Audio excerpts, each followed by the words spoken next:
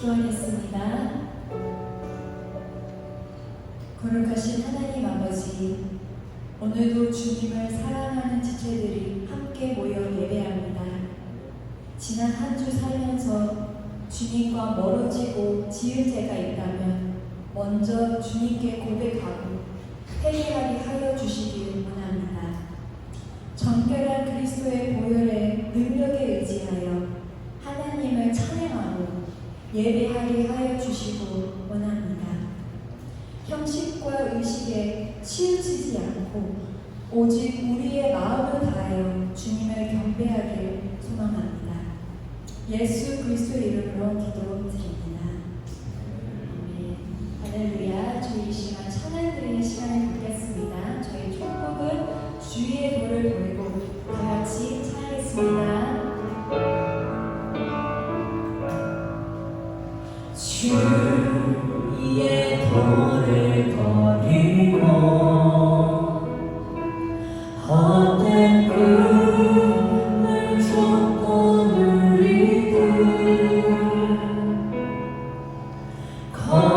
거짓과 교만한 마음을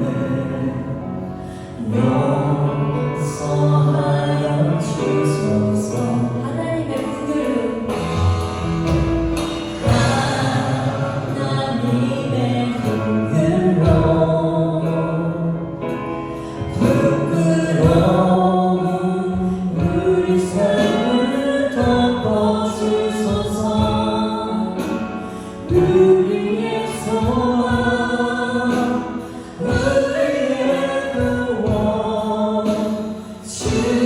주께 간구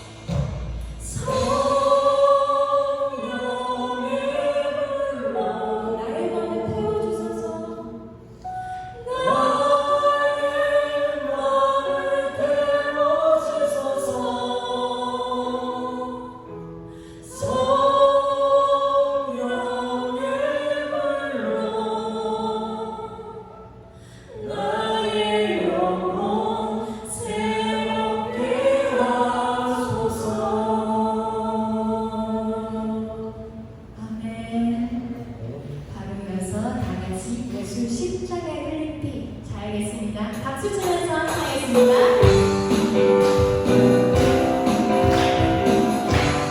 예수 십자가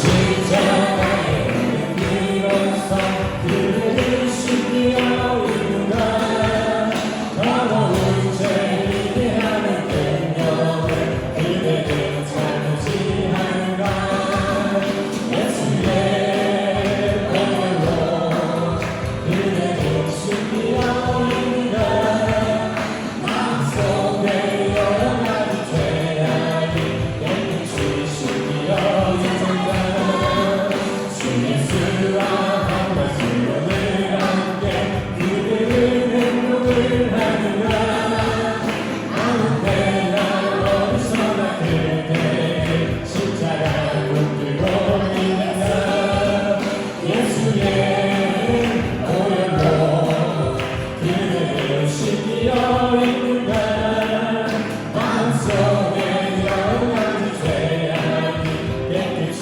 신비하여 이루라 주 예수와 그대를 영접할 내 복이 있느라 그대 몸을 거룩하고 천국에 들어갈 준비가 되는가 예수의 보혈로 그대를 신비하여 이루라 마음속에 여러 가지 죄악이 깨끗이 신비하여 이루라 슬픈 마음 있는 사람 예수 이름 믿으면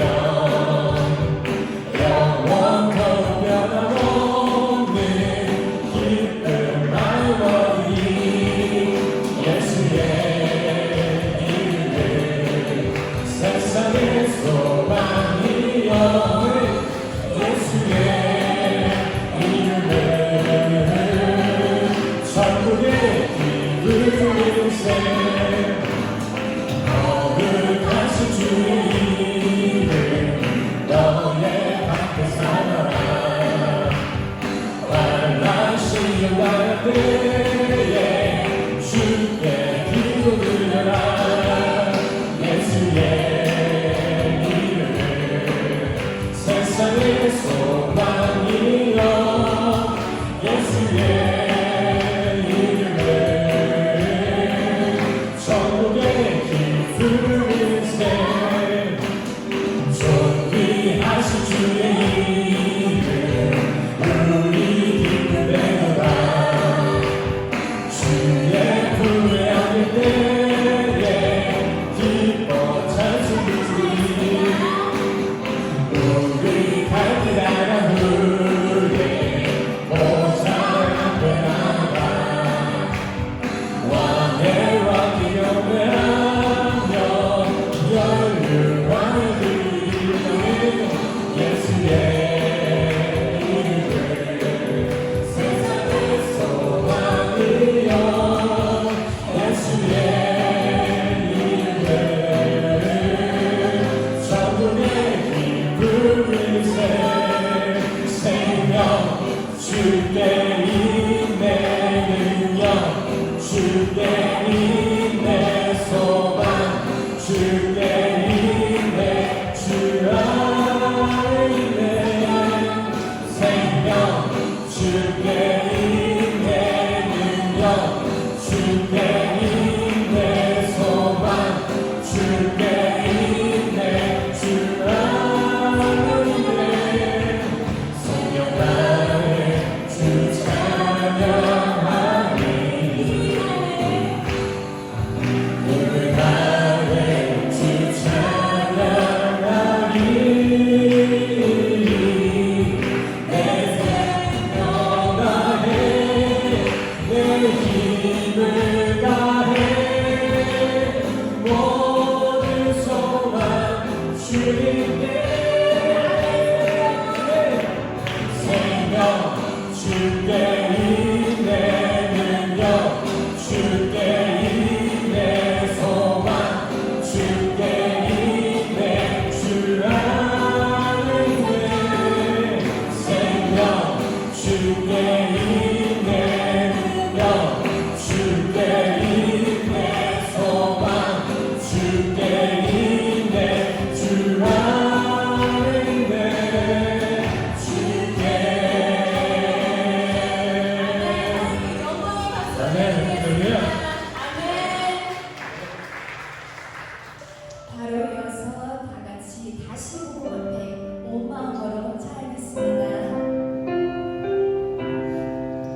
많은 일들 말하고 많은 일들 노래를 하지만 정작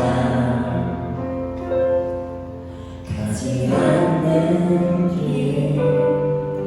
두려운 생각보다 많이 힘들고 험한 길보단 그저 많은 밤과 여기에 점점 멀어져만 가네 내게 새겨 주었던 그리 점점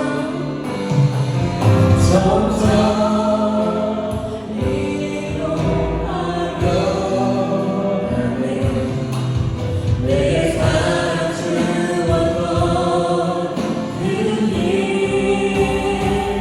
다시 보는 앞에 내 영혼 서네 주님 만나 그때 다시 돌아가 주님께 예배 드리러 다시 십자가에게 우리 처음부터 같이 하겠습니다. 많은 일들 바라고 많은 일들 노래는 하지만 정작 가지 않는 길 두려운 생각보다 많이 힘들고 험한 길보단 그저 마음만 가여기에 점점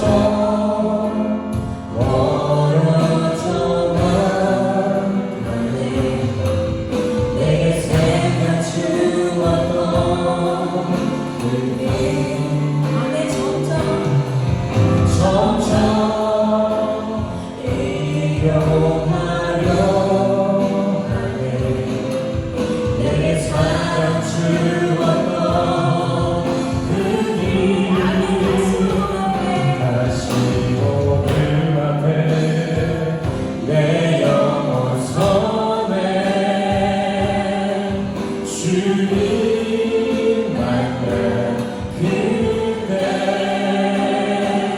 나다시 돌아가 주님께 예배 드리러 다시 십자가의 길 걸으리 다시도 그 앞에 내 영혼 서네 주님 만나 그때 나다시 돌아가 주님께 예배 드리러 다시 십자가의 길 다시 보는 앞에 내 영혼 서네 주님 만나 그때 나 다시 돌아가 주님께 예배 드리러 다시 십자가의 길 걸으리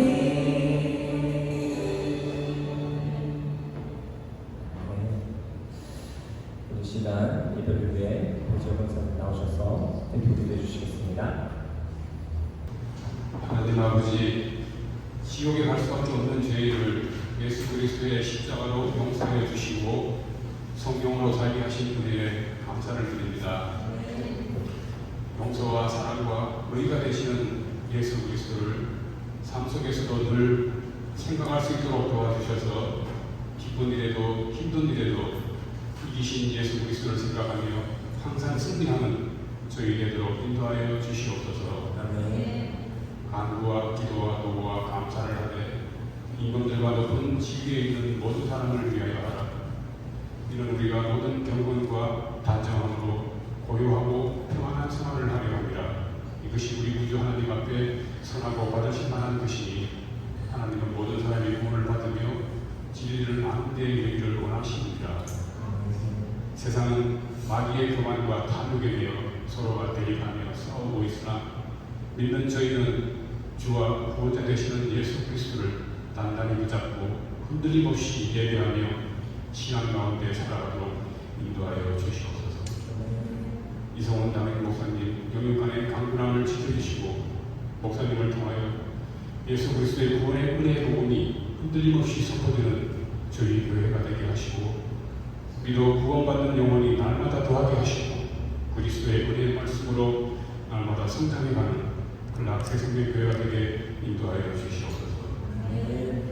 어린이 주일학교와 학생 청년 제자 모임을 통해 어려서부터 구원받고 그리스도인으로 성장하며 살아가도록 인도하여 주시옵소서.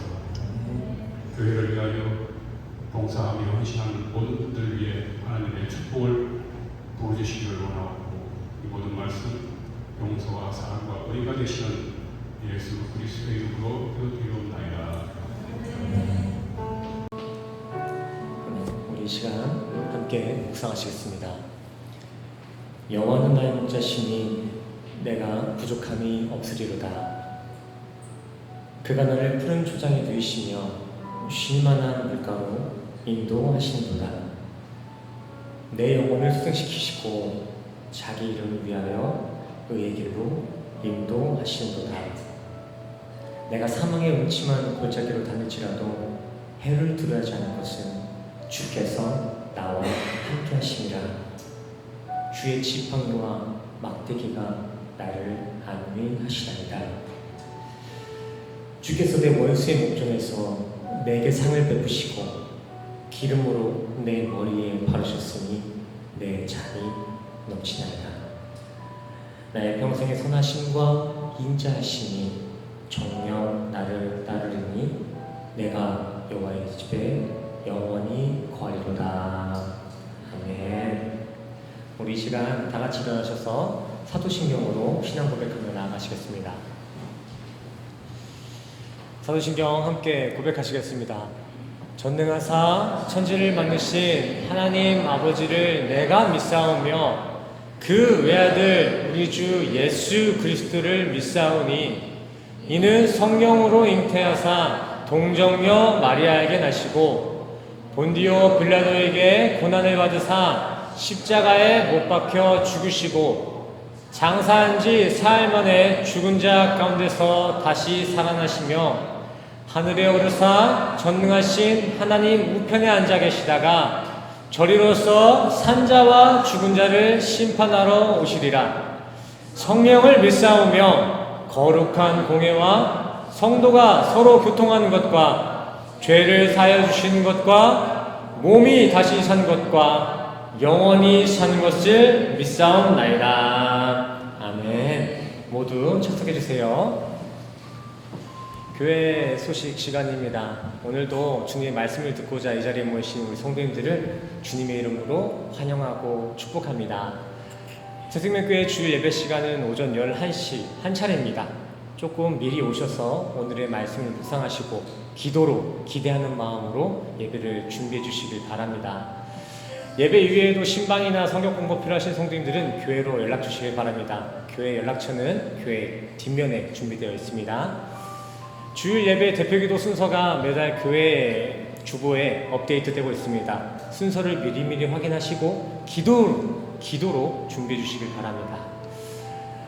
새생명교회 주보는 QR코드 온라인으로도 사용 가능합니다. 여기 앞에도 나와 있고 저 뒤에 나가는 문에도 붙어 있고 아래 1층에도 붙어 있으니까 필요하신 분들은 QR코드 이용해 주시길 바랍니다.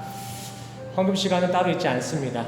말씀에 은혜 받고 또 찬양에 감동 있으신 분들은 나가는 길에 본당 문 앞에 놓여진 헌금함에 봉헌해 주시길 바랍니다. 오늘 예배가 끝나고서는 오후 1시부터 제자 모임이 있습니다. 형제 자매 모임입니다. 우리 학생들 청년들 다 같이 모여서 은혜를 다시 한번 교제하길 소원합니다. 주일 어린이 예배가 시작됐습니다. 시간은 9시 반입니다. 9시 반. 우리 아이들 픽업이 필요하시면 미리 교회에 연락 주시길 바랍니다. 오늘 교회 소식은 이렇게 마치도록 하겠고요. 우리 이 시간 하나님의 사랑이 함께 찬양하면서 서로를 축복하고 하나님께 영광 돌리는 시간 가졌으면 좋겠습니다. 우리 함께 찬양할까요? 하나님의 사랑이 하나님의 사랑이 당신의 삶 가운데 가득하기를 축복합니다. 서로 축복하면서 찬양할까요? 하나님의 은혜가 우리 가운데 가득하길 기도하. 다시 한번 찬양하겠습니다. 하나님의 사랑이 하나님의 사랑 우리 성도님의 삶 가운데 가득하기를 축복합니다. 하나님의 은혜가 우리 가운데 가득하길 기도합니다. 가득하길 기도합니다. 가득하길 기도합니다. 네, 하나님의 은혜가 우리 성도님들 삶 가운데 가득하게 기도합니다. 이 찬양 드릴 때 그냥 노래 부르지 마시고 서로를 축복하는 마음으로 찬양했으면 좋겠습니다. 어색하실 거예요. 또 초신자분들은 하기 싫으실 수도 있어요. 근데 여기서 딱 보잖아요. 안 하시는 분들이 이상해. 다 같이 행복하게 축복하고 있는데 혼자 어색하고 있으면 저는 그분만 보고 있습니다. 몇 분 보이세요? 그러니까 어색해하지 마시고 처음이 어렵지 한번 하다 보면은 너무나 좋습니다. 다음 찬양 시간 때는 서로를 축복하며 찬양했으면 좋겠습니다. 오늘의 말씀 함께 보겠습니다. 오늘 본문 말씀은 에베소서 1장 3절에서 6절까지 말씀 되겠습니다. 오늘 본문 말씀은 에베소서 1장 3절에서 6절까지 말씀 되겠습니다. 길지 않습니다. 1장 3절에서 6절까지 우리 함께 합독하도록 하겠습니다. 3절 읽겠습니다. 시작. 찬송하리로다. 하나님 곧 우리 주 예수 그리스도 아버지께서 그리스도 안에서 하늘에 속한 모든 신령한 복을 우리에게 주시되 곧 창세전에 그리스도 안에서 우리를 택하사 우리로 사랑 안에서 그 안에 거룩하고 흠이 없게 하시려고 그 기쁘신 뜻대로 우리를 예정하사 예수 그리스도로 말미암아 자기의 아들들이 되게 하셨으니 이는 그가 사랑하시는 자 안에서 우리에게 거저 주시는 바 그의 은혜의 영광을 찬송하게 하려는 것이라. 아멘. 우리 6절 말씀을 다시 한번 읽을까요? 6절 시작. 이는 그가 사랑하는 자 안에서 우리에게 거저 주시는 바 그의 은혜의 영광을 찬송하게 하려는 것이라. 아멘. 할렐루야. 앞에서도 말씀드렸지만 오늘도 이렇게 말씀을 듣기 위해 이 자리에 모이신 우리 성도님들 정말 진심으로 환영하고 축복합니다. 우리 옆 사람과 인사할까요? 주님의 이름으로 환영하고 축복합니다. 환영하고 축복합니다. 말씀드렸죠? 인사 안 하면 이상해요. 인사하세요. 자, 오늘 설교 말씀 제목은 왜 태어났니입니다. 조금 건방질 수도 있는데 이 제목이 가장 합당한 제목인 것 같습니다. 왜 태어났니? 오늘 본문의 저자인 사도 바울은요 1절과 2절 말씀을 통해 이 서신서, 이 편지의 수신자와 발신자에 대한 정보를 먼저 알려주고 이제 3절부터 서론을 써 내려가기 시작합니다. 3절부터가 서론이에요. 그 서론이 어떻게 시작되고 있나요? 찬송하리로다. 같이 따라해볼까요? 찬송하리로다. 아멘. 찬송하리로다. 자, 찬양이란 무엇일까요? 찬양. 찬송이란 무엇일까요? 속으로 한번 대답해보세요. 찬송이란 무엇이지? 많은 목회자들이나 신학자들은 이 찬양에 대해서 여러 가지 다수의 자료를 인용해서 찬양을 여러 방향으로 정의해내곤 합니다. 하지만 우리 교회는 이 찬양을 이 한 단어로 정리했으면 좋겠습니다. 감탄. 와우. 찬양은 감탄입니다. 역시 학생들이 짤보고 좋아하네요. 찬양이란 감탄입니다. 감탄. 복음을 듣고 성령의 임재를 느끼거나 진리를 경험했을 때 나도 모르게 나의 무의식으로부터 나오는 그 감탄, 그 반응, 그 고백들이 바로 찬양이라는 것입니다. 찬양은 가요처럼 노래가 아닙니다. 찬양이란 신앙의 고백이자 찬양은 반응입니다. 반응. 집중이 안 되시나요? 이것 때문에? 자, 사도 바울은 지금 이러한 감격의 감탄으로 편지를 쓰기 시작했다는 것입니다. 와우! 이러한 느낌으로 지금 편지를 쓰고 있는 거예요. 근데 우리 성도님들 잘 아시다시피 지금 편지를 쓰고 있는 사도 바울의 상황은 그렇게 감탄할 만한 상황이 아닙니다. 그렇게 여의치 않았어요. 아니, 여의치 않음을 넘어 사도 바울은 지금 매일 생사의 고비를 간신히 넘기고 있는 투옥 생활 중이었습니다. 하지만 사도 바울은 그런 악랄하기로 정평난 로마 시대의 감옥에서도 찬양을 고백하고 있었던 것입니다. 감옥에 갇혀서도 와우, 감사합니다 라는 고백을 했다는 것이죠. 사도 바울은 지금 그럴만할 때, 기쁠 때, 우리가 승진을 했다든지 아니면 주식이 떡상했다든지 이러한 기쁜 소식이 있었을 때 와우, 찬송을 한 게 아니라 바울은 죽음의 문턱에서 찬양을 올려드리고 있었던 것입니다. 어떻게 그럴 수 있었을까요? 어떻게 그 감옥이라는 척박한 환경 속에서도 감탄을 고백할 수 있었을까요? 어떻게? 힌트가 너무 빨리 나왔죠. 사도 바울이 원래부터 좀 힘들게 살았고 또 살아온 환경이 좀 어렵게 살아서 그런 감옥 정도는 무감각하게 이겨낼 수 있었던 것일까요? 그렇지 않습니다. 바울이 감옥에서도 찬양할 수 있었던 건 바울이 무식하거나 무지해서가 아닙니다. 바울은 당대 최고의 학식을 정통하고 있었고 혈통으로도 유명한 가문이었습니다. 완벽했어요. 고지 꼭지점 위치에 있습니다. 바울은 본래 감옥과는 전혀 무관한 온실 속 화초 같은 풍요로움 속에 살고 있었습니다. 감옥 생활을 잘 이겨낼 수 있는 어떠한 대비도 하지 못하고 있었던 것입니다. 하지만 그럼에도 불구하고 바울이 멸시천대받는 그 감옥살이 중에서도 감탄, 찬양을 부를 수 있었던 것은 대비나 대처를 잘해서가 아니라 확신이 있었기 때문입니다. 확신. 바울은 무엇을 확신했을까요?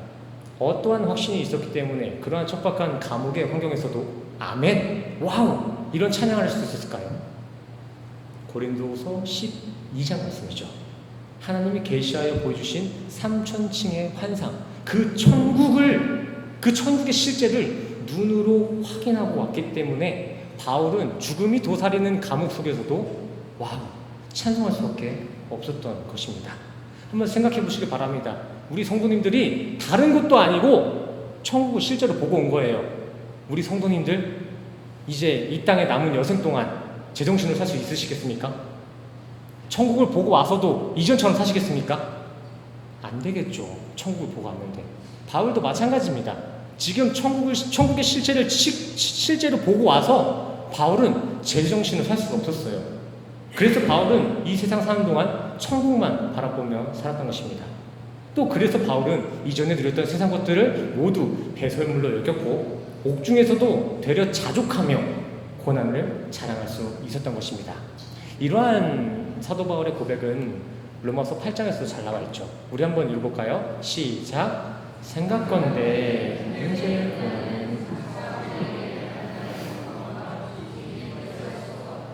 아멘. 사도 바울의 믿음의 고백입니다. 사도 바울의 고백. 바울은 이렇게 현재 겪고 있는 이 지금의 고난과는 비교할 수 없는 영광이 이미 저 묵식 가운데 다 준비되어 자신을 기다리고 있다는 그 사실을 전적으로 확신, 아멘 했기 때문에 바울은 그러한 감옥 속에서도 하나님의 경이로운 섭리에 아멘 찬송할 수밖에 없었던 것입니다. 아니, 엄밀하게 말하자면 할 수 있었던 게 아니라 찬양을 할 수밖에 없었던 거예요. 너무나 놀라운 것을 체험했기 때문에. 우리 성도님들의 삶 가운데서도 수많은 일들이 닥쳐올 것입니다. 그 중에는 기쁜 날도 있을 거고 행복한 날도 있겠죠. 하지만 이와 반대로 바울의 옥살이처럼 마음이 너무 어렵고 힘든 날도 닥쳐올 수 있겠습니다. 마음이 어렵고 힘듦을 넘어서 그냥 죽어버리고 싶은 그런 어려운 날도 있을 거예요. 하지만 성도님들은 포기하지 마시고 이 말씀 좀 기억해 줬으면 좋겠습니다. 이 땅의 고난은 우리가 장차 마주할 천국의 영광과는 비교할 수조차 없도다. 하나님이 이미 우리의 천국을 다 만들어 놓고 우리가 오기만을 지금 기다리고 있다는 것입니다. 이 사실이 믿어지시나요? 우리의 형편은 지금 그리 쓸모있지 않지만 하나님은 그거 신경 쓰지 않고 이미 다 만들어 놓고 우리를 천국에서 기다리고 있다는 거예요. 그래서 우리는 참 복받은 사람입니다. 복받은 사람. 예수 그리스도를 믿는 복. 이게 최고의 복 아니었습니까? 세상 사람들은 만사 형통과 같이 그저 세상살이 어려움 하나 없고 세상 풍요롭게 넉넉하게 사는 것을 복이라고 하지만 그리스도인들에게 있어서 최고의 복은 이 하늘의 신령한 복인 줄 믿습니다. 오늘 본문의 사도 바울도 말합니다. 3절 나는 찬송할 수밖에 없습니다.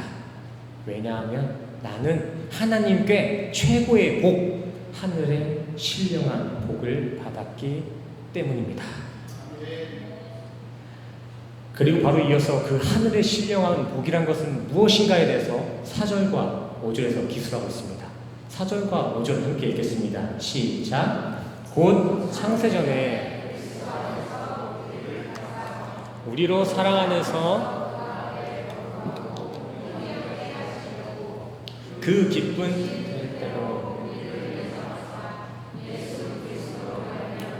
자기의 아들들이 되게 하셨으니 아멘. 우리 그리스도인들이 받은 최고의 복, 하늘의 신령한 복이란 무엇입니까?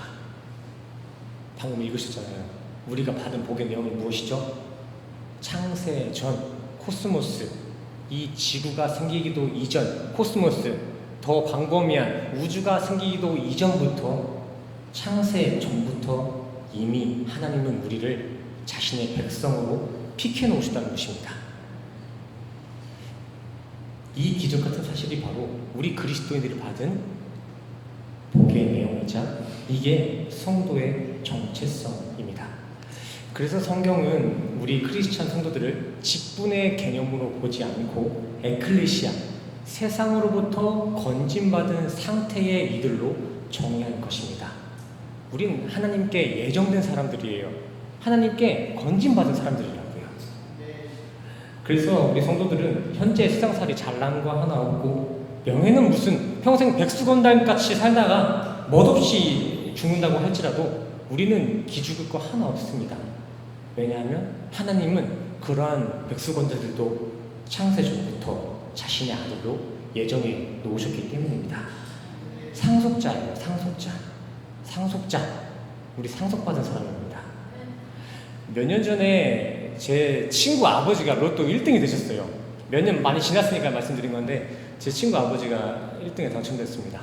근데 웃긴 게 친구 아버지가 로또에 당첨되자마자 제 친구가 일을 관두더라고요.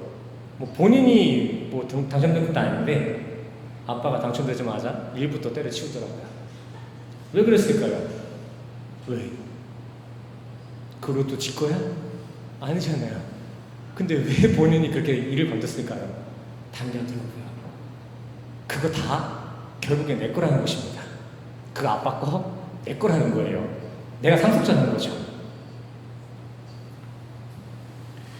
뭐 그렇게 거룩한 일은 아니지만 이런 게 부자관계 간에서만 나올 수 있는 확신이고 이게 바로 어떤 재산을 상속받을 사람들의 모습이 아닐까 싶습니다. 근데 우리 성도님들, 하나님이 지금 우리에게 하늘의 기업을 상속해 준다고 말씀하시고 계시는데 이 성경에는 온통 우리 성도들이 하늘의 기업을 물려받을 것이다 라고 이게 번복이 되어 있는데 우리 성도님들은 왜 어떠한 반응도 감동도 없으신지 모르겠습니다. 로또만 돼도 모든 하던 일들을 때려칠 만큼 그 기쁨으로 사는 게 인간의 현실인데 왜 하늘을 상속받은 우리가 이렇게 항상 낙심되고 어둠 가운데 살아야 할까요? 우리도 상속자인데.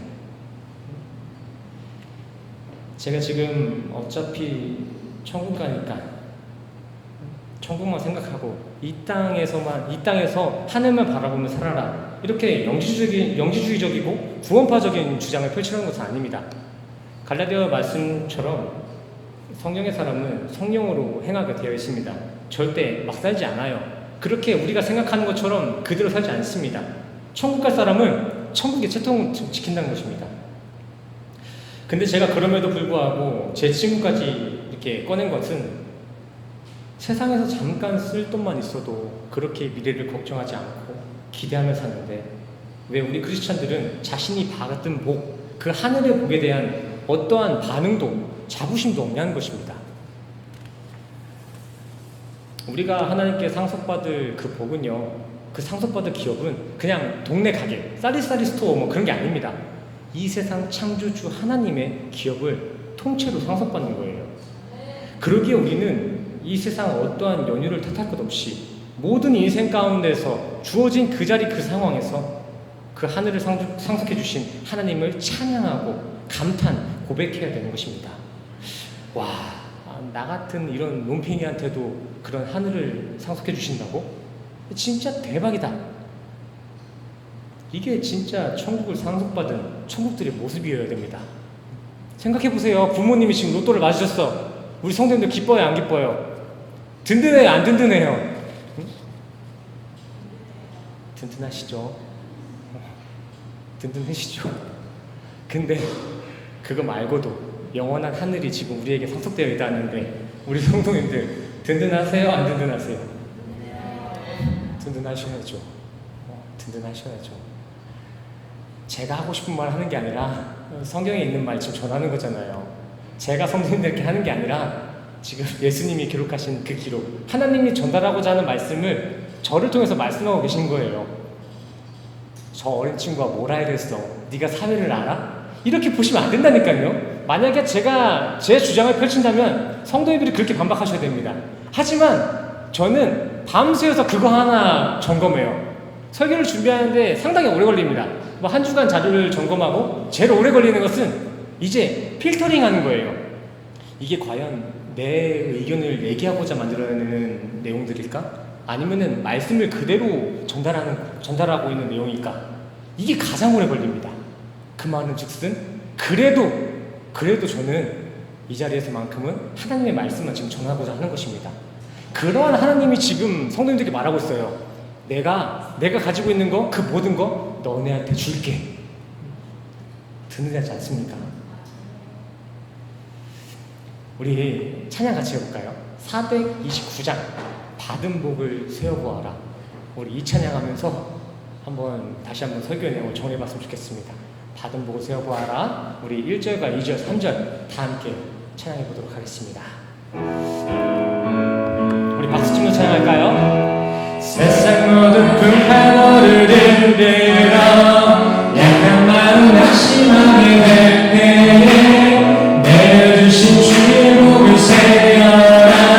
주의 크신 복을 이절로 찬양하여 세상 근심 걱정 너를 누르고 십자가를 등에 지고 나갈 때 주가 내게 주신 복을 세어라. 두려움 없이 가사를 생각하면서 한번 찬양합시다. 세상 번세 너의 앞길 가는데 주만 믿고 낙심하지 말아라. 천사들이 너를 보아 염려 없이 앞만 보고 나가라. 받은 복을 세어보아라. 그 신복을 내가 알리라. 받은 복을 세어보아라. 주의 그 신복을 내가 알리라. 아멘. 찬양 부르시면서 내가 어떤 복 받았는지 세어보셨나요? 별걸 다 하죠. 설교하다가 찬양도 하고. 성도님들의 삶에는 어떠한 감탄이 있으실까요? 어떠한 찬송이 있으세요? 얼마나 하나님을 찬양하시나요? 우리 성도님들이 얼마나 찬양을 했냐 안 했냐 제가 카운터하고 안 했으면 정지하려는 게 아니라 성도님들의 삶 가운데 얼마나 찬양이 흐르냐가 성도님들이 얼마나 그 하늘의 신령한 복을 받고 있는지에 대한 증거가 되는 것입니다. 내가 어떤 복을 받았는지, 얼마만큼 복을 수시로 받았는지 아는 만큼 우리는 감탄하게 되어 있다는 것입니다. 그래서 우리는 수시로 찬양이 흘러나와야 되고, 그래서 우리는 수시로 이 성경을 봐야 하는 것입니다. 왜 성경을 봐야 될까요? 여기에 다 적혀 있거든요. 우리가 받은 복은 무엇이며, 그 복은 우리가 언제쯤 마주할 것이며, 또 그 복은 어떻게 우리 삶 가운데 사용되어 있고 어떻게 확신되는지 여기에 다 적혀 있다고요. 그래서 제가 성도님들께 계속해서 간절히 부탁하잖아요. 성경 좀 읽으시라고. 일주일에 한 번 이렇게 나오셔서 뭐 30분, 1시간 이렇게 예배 드리는 거는 터무니도 없습니다. 터무니도 없어. 일주일간에 우리 성도님들은 그냥 막 살다가 주일에 하루 그냥 회개하고 예배 드리는 걸로 만족하시면 안 됩니다. 우리는 뭡니까? 저 학생들 대답해봐요. 상속된 사람이에요. 상속된 사람이죠. 그리고 우리는 교회잖아요. 교회. 그것도 그냥 교회인가요? 발달린 교회입니다. 발달린 교회. 한 주간 교회의 사명을 밖에서 발달고 열심히 뛰어다니다가 이 예배 가운데서는 연합되어서 교회들이 예배를 드리는 거예요. 그래서 1층에 보시면은 주일 연합 예배 시간 이렇게 써 있습니다. 그냥 예배가 아니에요. 각자가 각자의 삶터에서 예배를 드리다가 여러 교회로서 예배를 드리다가 주일 오늘 이 시간은 한 자리에서 연합으로 드리는 거예요. 일주일 동안 예배 드리고 오늘도 예배 드리고 연합되어서. 그래서 우리 성경은 아는 만큼 복되고 찬양되는 인생을 살 수 있다라고 이야기하는 것입니다. 그래서 성경은 수많은 선지자를 통해서 이유 불문, 상황 불문, 그저 여호와를 알라, 힘써 알라라고 외친 것입니다. 요한복음에서도 나와 있죠. 그리스도를 아는 것이 곧 영생이다. 이만큼 우리가 성경을 품어내는 데 중요성을 포커스에 두고 있다는 것입니다. 왜요? 하늘의 신령한 복은 우리에게 이미 주어져 있고 그 복은 우리가 아는 만큼 누릴 수 있는 것이기 때문입니다. 아멘이 되시나요? 뭘 받았는데 뭔 줄 알아야 쓸 거 아니에요. 우리 어른들 제가 아이폰 14 사다 드려도 이거 전화만 하실 거잖아요. 문자만 하시고. 그거 가치 있게 쓰는 겁니까? 내가 얼마나 대단한 거 받은지를 모를 수도 있단 말이죠. 저희 어머니도 이번에 환갑 맞으셔가지고 제가 노트북 한 대를 1년 동안 모아져가지고 보내드렸는데 잘 몰라요. 그래서 나름 좋은 사양으로 보내드렸는데 노트북인가 보다 그냥 생각하시는 것 같아요. 왜? 별거 안 하시거든요. 그냥 공부만 하세요. 공부만. 그러니까 이게 좋은 컴퓨터인지 이게 나쁜 컴퓨터인지 잘 모르시는 것 같아요. 우리도 똑같아요. 응? 이 성경의 내용을 모르니까 우리가 받은 복의 내용을 몰라. 그러니까 감사할 줄도 몰라. 성도님들이 성경 읽는다고 저한테 돌아오는 거 없습니다. 하늘에 더 큰 상급 받는다? 이런 거 없습니다. 차등 상급론? 이런 거 없습니다. 제가 성도님들 더 많이 구원한다고 제가 하늘에서 더 높은 사람 되는 거? 이런 거 없습니다. 전 똑같이 구원받은 존재입니다. 그런데도 왜 자꾸 제가 성도님들한테 성경 읽어라 하겠습니까? 같이 좀 즐기자고요. 우리가 받은 거 그 정도 아니에요. 당신들이 가지고 있는 그 복음의 기쁨은 그 정도로 끝낼 거 아닙니다. 이거 조금만 더 알면 이만큼 쓸 수 있어요. 이거 소개하고자 제가 이 자리에 선 거 아니겠습니까? 성도님들 제발 성경 읽으세요. 성경을 읽어야 제가 이렇게 핑퐁이 될 거 아니에요. 아무것도 안 읽고 오시면 제가 아무리 뱉어도 이게 안 된다니까요. 이게 막힐 때가 있어요. 집에서 성경을 열심히 읽고 오세요. 제 설교는 여기저기 우후죽순 왔다 갔다 하는 것 같아 보여도 계속해서 차서가 막고 있습니다. 지금 이렇게 한 차례 교회가 무엇인가 성도가 무엇인가부터 시작해갖고 이제 예정론까지 왔잖아요. 이렇게 한 차례 계속 이어지고 있는 거니까 그날 주어지는 그 본문이라도 좀 잘 읽었으면 좋겠습니다. 그리고 예배 시간 빠지지 마세요. 아니 은혜 받고 자유로우시다가 그렇게 빠지시면 어떡해요? 안 돼요. 예, 빠지시면 안 됩니다. 제가 좀 전에 말씀드렸던 것처럼 저희 교회 설교는 이렇게 차서가 있어요. 하루 빠지면요 진짜 그 진도 따라오는 게 쉽지가 않습니다. 그러니까 제발 빠지지 마시고 율법적으로 빠지지 말라는 게 아니라 우리 좀 같이 기쁘려면 좀 문맥을 알아야 될 거 아니에요. 그 문맥을 위해서라도 예배는 충실히 임해주시길 바랍니다. 자, 죄송합니다. 오늘 이 자리에 나오시는 성도님들은 복 받으신 겁니다. 복 받으신 거예요. 하늘의 신령한 복 믿어지시나요? 제가 너무 함부로 얘기하는 경향이 좀 있었던 것 같은데, 근데 확실한 거는 성도님들 복 받으신 거예요. 우리 옆 사람과 인사할까요? 성도님 복 받으셨습니다. 이거 그냥 기분 좋으라고 하는 말이 아니라 이렇게 예배를 사모하시는 우리 성도님들의 인생은 진짜 대박 터진 인생입니다. 로또 저리 가라 해요. 사실 주말에 이 자리에 나오는 것 자체가 기적 아니겠습니까?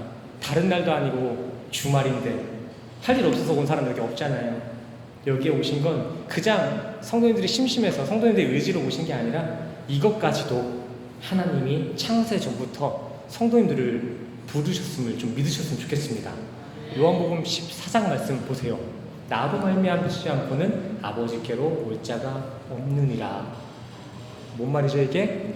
오늘 이 시간은 예수님이 성도님들을 초청하셔서 오셨다는 것입니다. 예수님 초청하신 거예요.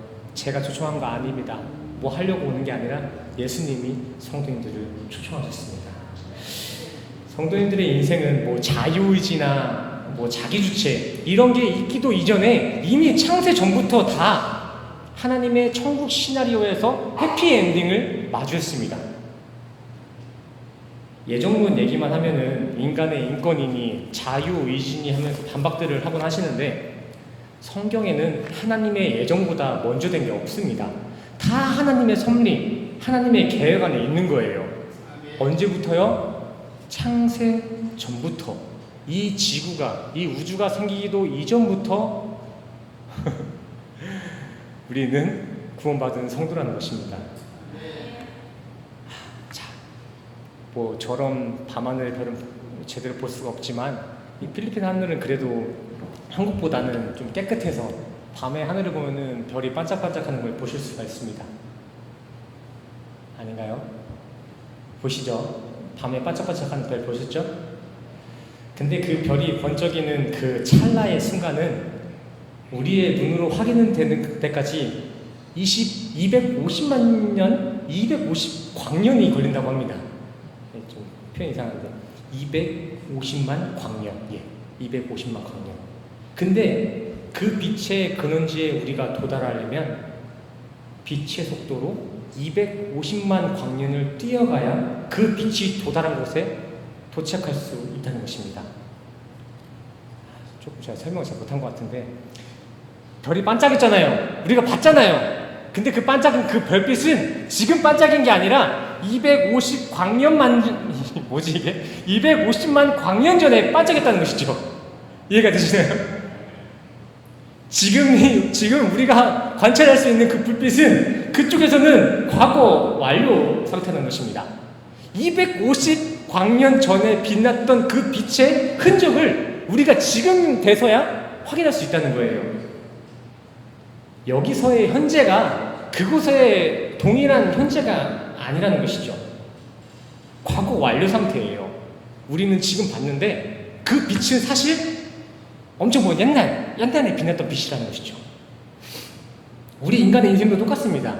우린 이미 창세 전부터 하나님의 묵시, 카이로스의 시간에선 우리 모두가 이미 왕같은 제사장이요 하나님의 아들, 백성으로서 하나님과 찬양을 부리고 천국을 누리고 있다고요.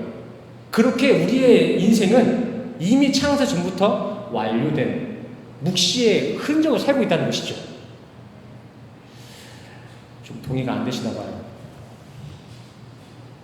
우리의 우리가 살고 있는 이 인간의 인생은요, 현재라고 볼 수가 없습니다.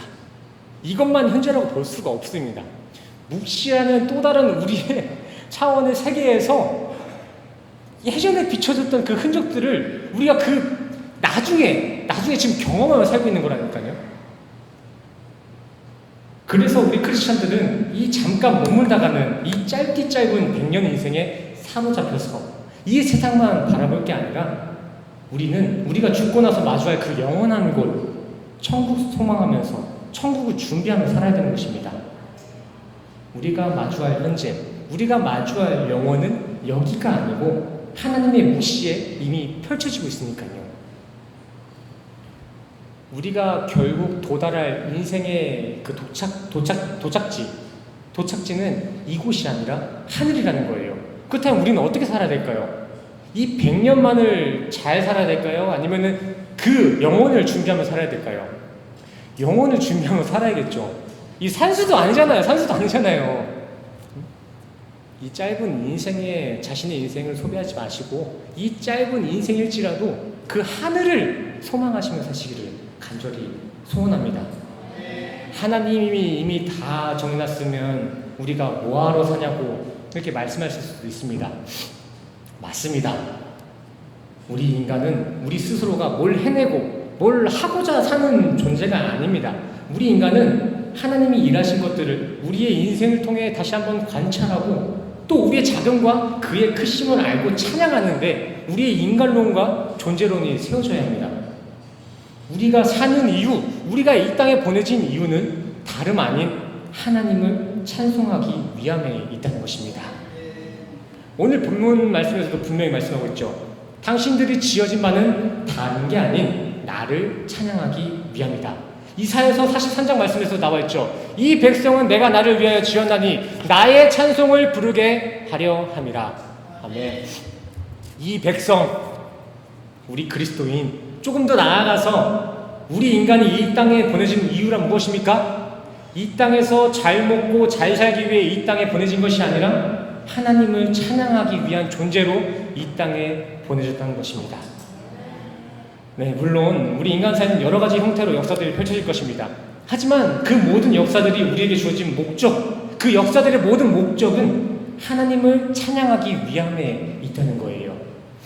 그렇다면 우리가 이 땅을 사는 인간으로서 무엇을 하며 살아야 하나님이 바라보시기에 잘 산 인생, 목적대로 잘 산 인생이 되는 것일까요? 어떻게 살아야 하나님이 바라보실 때 너 잘 살았다 평가받을 수 있을까요?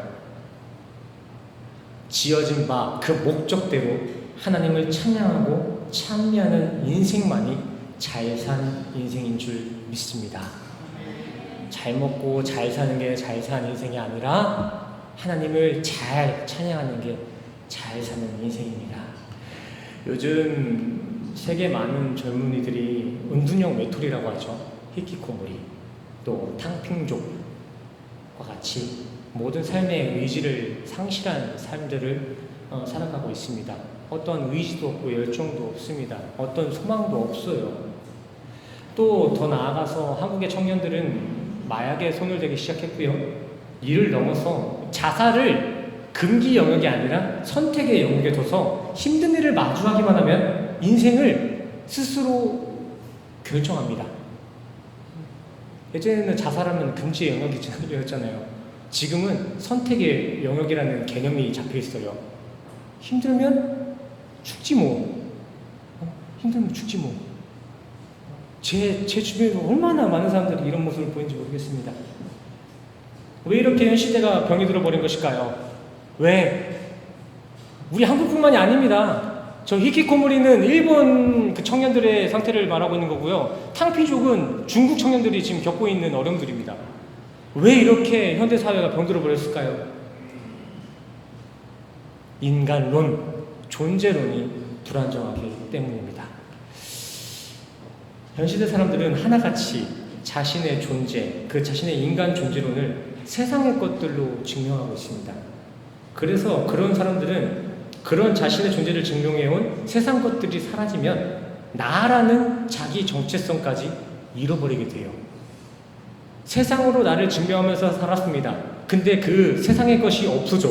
그러면은 세상 것뿐만이 아니라 나까지 없어지는 거예요. 예를 들어볼까요? 나는 지금 왜 사는가? 라는 이 질문에 어떻게 대답하시겠습니까? 누군가는 대학 가려고요. 그렇게 얘기하겠죠. 근데 그런 학생들은 대학 못 가면 다시 시도합니까? 아니요. 자살합니다. 자살은 선택의 영역이 되어버렸으니까요. 그렇게 자기를 증명 실패했으니까 내가 대학도 못 가는데 왜 살아? 이러면서 투신해버립니다. 넌 얘기가 아닙니다. 제 친구도 하나가 이렇게 대학에 잘 가지 못해서 투신 자살한 친구가 하나 있습니다. 근데 너무나도 이게 어이가 없는 게 진짜 공부를 정말 세상 말로 오지게 못했으면 제가 말을 안 하겠는데 서울대 갈 놈이 이렇게 살짝 미끄러져가지고 고려대밖에 못 갔다고 자살한 친구 하나가 있어요. 이게 뭐예요 이게? 이게 뭐예요? 이런 거 누가 만든 거예요?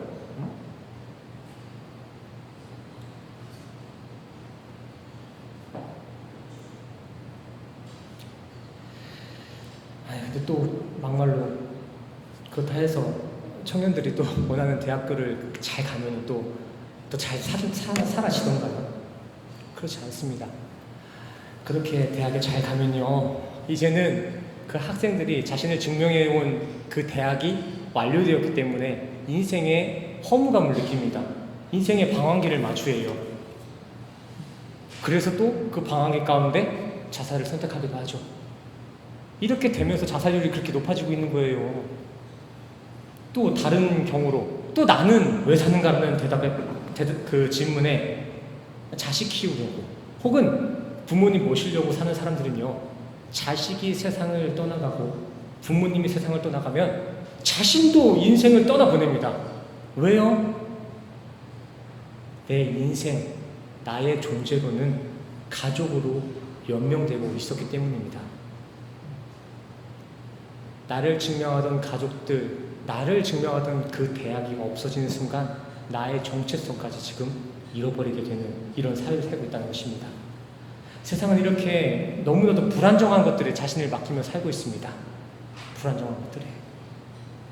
저는 이제 우리 성도님께도 묻고 싶습니다. 우리 성도님들 왜 사세요? 왜 사세요? 우리 성도님들. 태어났으니까 사시겠죠.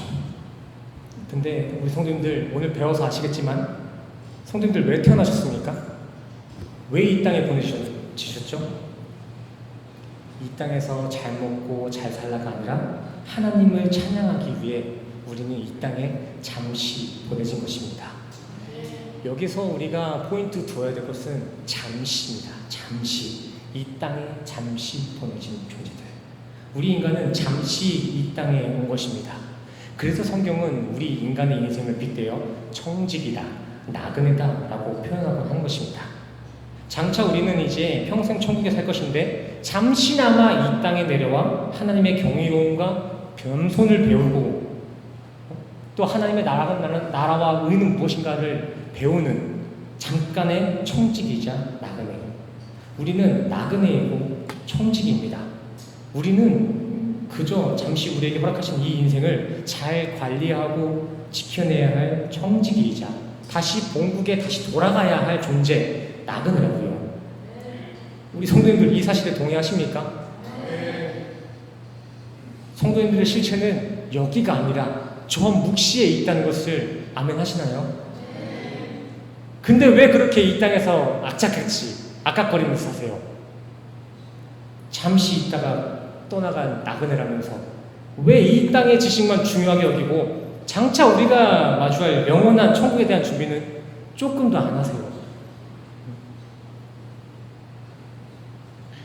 성도님들이 열심히 하고 있는 노후 대책 정말 중요하지만 그 노후 대책보다 사후 대책이 시급합니다.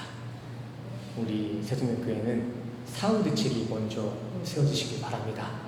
그 다음에 노후 대책 준비하시면은 제가 아무 말도 안 하겠습니다. 먼저 사후 대책 준비하시기 바랍니다. 우리 성도님 기억하시길 바랍니다. 우리는 복받은 존재입니다. 복받은 존재. 그것도 그냥 길어야 100년 쓰다가 버리고 가야 될 세상 복받은 이들이 아니라 우리는 영원, 저 천국에서 영생을 누릴 수 있는 하늘의 신령한 복을 받은 크리스찬들입니다. 성도님들의 모든 희노애락이 웃고 즐기고 슬픔이 이 땅에 있지 않고 저 하늘에 있었으면 좋겠습니다. 당장 어떤 성과를 보지 못했다고 막 초조해하고 불안해하지 마시고 이미 창세전부터 우리에게 주어진 하늘의 신령한 복을 기억하시면서 어떤 상황 가운데서도 주님을 향한 찬양과 찬미를 고백할 수 있는 우리 세종교회 성도님들 될 수 있기를 간절히 축원합니다. 아멘. 우리 설교는 여기서 마치도록 하겠고요. 오늘 우리에게 주신 감동과 또 가지고 있는 기도의 제목을 가지고 우리 함께 찬양하며 기도하는 시간 갖겠습니다. 먼저 부르신 곳에서 함께 찬양하시면서 주님 앞에 나가시겠습니다. 함께 찬양하시겠습니다.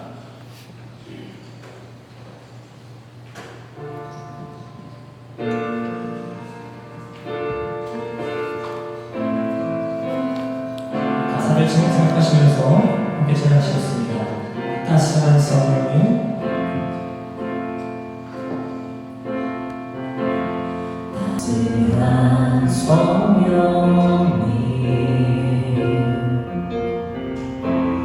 마음으로 오늘 내 몸을 감싸며 주어지는 평안 만족함을 느끼네. 사랑과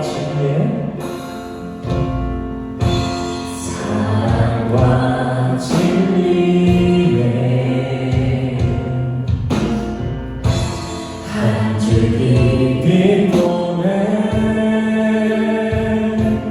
내 몸을 감싸며 주어지는 평안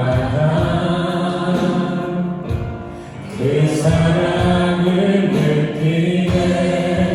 부르신 곳에서 나는 예배하네. 어떤 상황에도 나는 예배하네. 부르신 곳에서 나는 예배하네. 어떤 상황에도 나는 다시 한번 고백합시다. 부르신 곳에서 예배하네. 부르신 곳에서 어떤 상황 속에서도 어떤 상황에도 나는 예배하네. 부르신 곳에서 나는 예배하 어떤 상황에도 어떤 상황에도 나는 예배하면 내가 원할게. 내가 걸어갈 때 길이 되고 살아갈 때 삶이 되는 그곳에서 예배하네. 내가 걸어갈 때 길이 되고 내가 걸어갈 때 길이 되고 살아갈 때 삶이 되는 그곳에서 예배하네. 부르신 곳에서 나는 예배하네. 어떤 상황에도 나는 예배하네. 부르신 곳에서 나는 예배하네. 어떤 상황에도 나는 예배하네. 우리 믿음에서 기도하며 나갑시다. 기도하겠습니다. 주님 하시니까 우리 상황을 모든 상황에서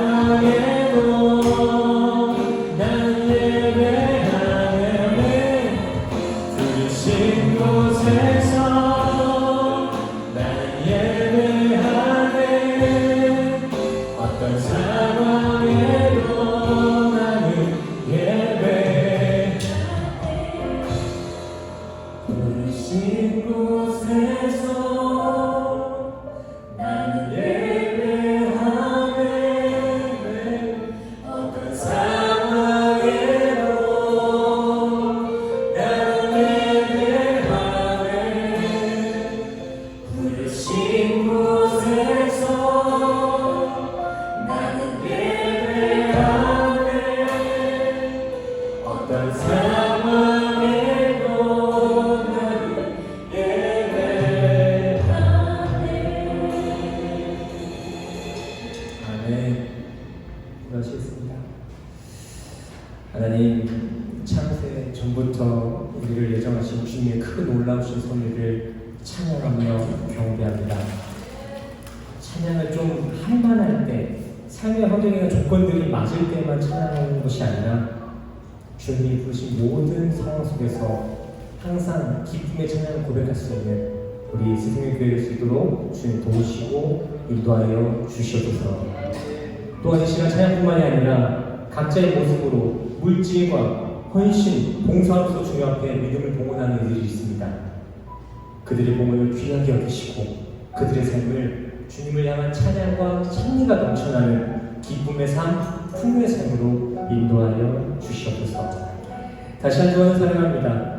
세상이 주는 희로애락에 사로잡혀 살지 않게 하시고 오직 우리가 이 땅에 보내진 바 그 목적대로 주님의 이름만을 찬양하며 경배하는 한 주로 우리 생명교회 성도들을 인도하여 주시옵소서. 우리의 기도와 함께 하실 성령의 은혜에 감사드리며 예수 그리스도의 이름으로 간절히 기도드렸습니다.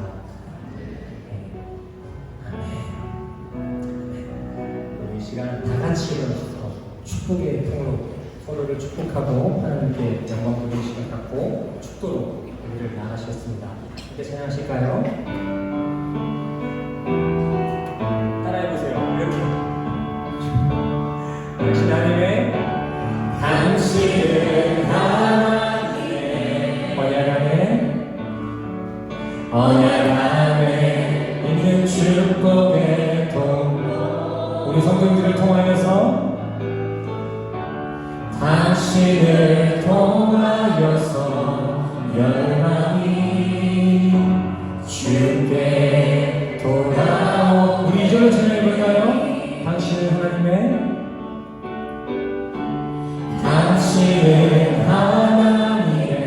언약 안에 있는 축복의 통로 우리 성도들을 통하여서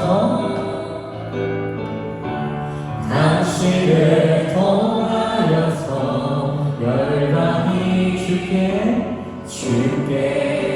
예배하게 되리. 아멘. 할렐루야. 다같이 가슴에 손을 얹으시고 함께 축도로 나아가시겠습니다. 축도하시겠습니다.